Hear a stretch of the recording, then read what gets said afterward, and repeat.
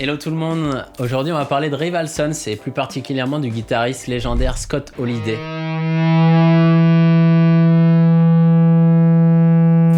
Donc Rival Sons, c'est un groupe qui va puiser son inspiration dans le rock 60s, 70s. On ressent vraiment l'influence Led Zepp, Deep Purple, tous ces groupes-là. Mais ils vont apporter une touche quand même moderne, je trouve, dans leur façon de jouer. On ressent de plus en plus leurs pattes dans les derniers albums. Et donc je trouve qu'ils ont vraiment réussi à apporter leur propre identité avec quand même ce style un petit peu rock à l'ancienne. Donc vraiment c'est génial.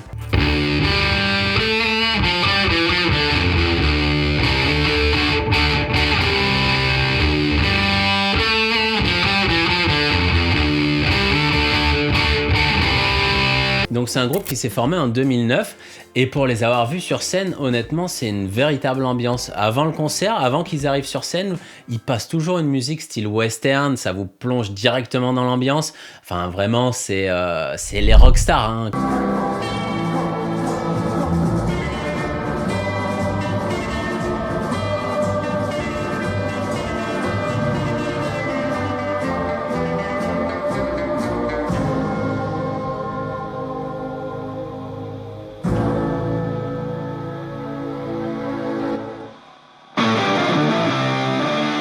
Et Scott Hallyday vraiment contribue à ce rôle-là avec un look très atypique, la petite moustache, vraiment à la française, avec les lunettes de soleil, des bagues à tous les doigts et c'est parti après pour envoyer du rock pendant 2 heures de concert. Mais vraiment, si vous avez l'occasion de les voir jouer, vous ne serez pas déçus.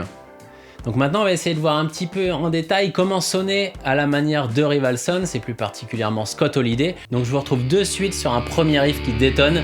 Le titre, c'est Electric Man.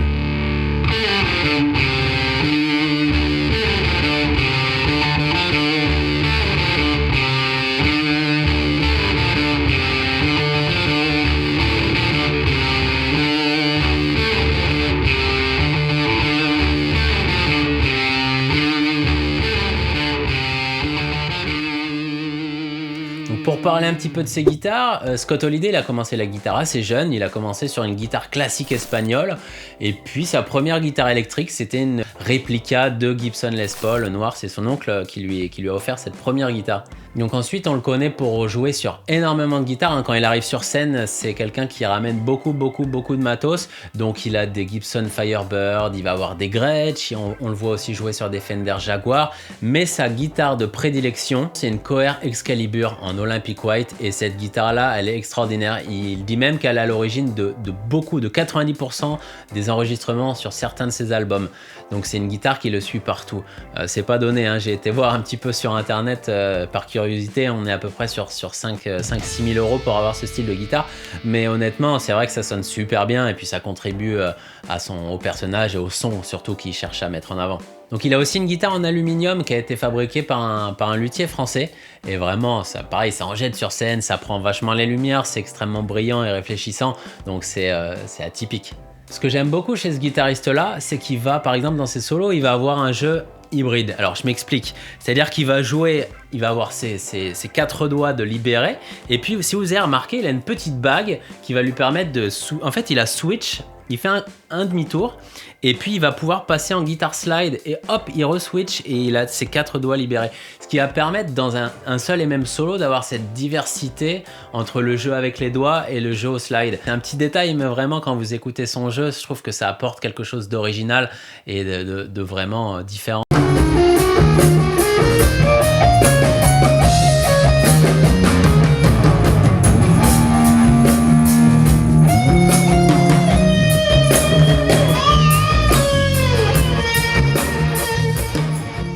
Pour parler un petit peu de ses amplis, il aime beaucoup les amplis de la marque Orange, donc il joue souvent avec des têtes custom shop Orange en 50 watts.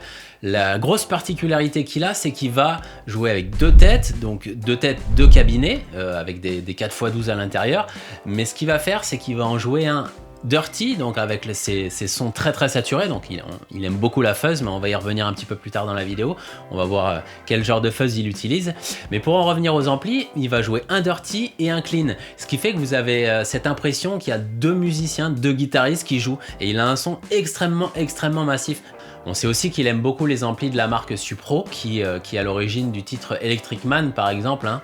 Donc un son très particulier, mais les amplis Supro vraiment c'est une dinguerie. Donc chez Rivalson, il faut aussi prendre en considération leur ingé son, qui est pour beaucoup dans le son. Donc tout le groupe est fabuleux, hein. Aujourd'hui on va se concentrer sur Scott Holiday évidemment, puisqu'on est là pour parler de guitare, mais le chanteur, enfin c'est hallucinant. Vous avez un bassiste, basse batterie, ça joue vraiment très fort aussi. Le clavier est top, mais pour en revenir à l'ingé son, à l'époque où Rivalson s'occupait de faire des premières parties de groupe, donc à peu près en 2009 voire un tout petit peu avant, eh bien ils avaient un son limite meilleur que la tête d'affiche qui jouait en deuxième partie. Et pour dire, vous avez certaines grosses têtes d'affiche qui venaient le voir directement, lui demandant mais comment tu fais pour avoir ce son là, c'est juste hallucinant quoi. Et donc c'est resté, ils l'ont travaillé, et aujourd'hui c'est pour ça que eux ils n'ont pas besoin d'avoir 2 guitaristes, hein. Lui tout seul il remplit tellement le spectre sonore, c'est hallucinant.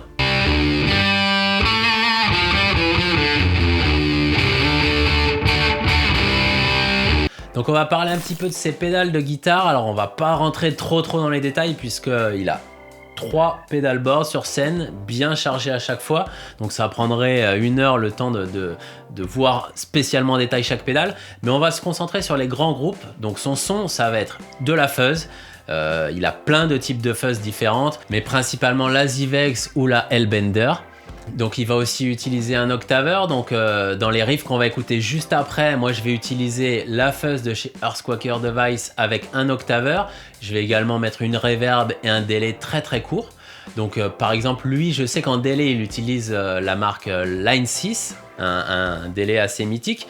Il va utiliser aussi l'Aquapus, on le voit avec un trémolo et une reverb de chez Strymon, la Flint.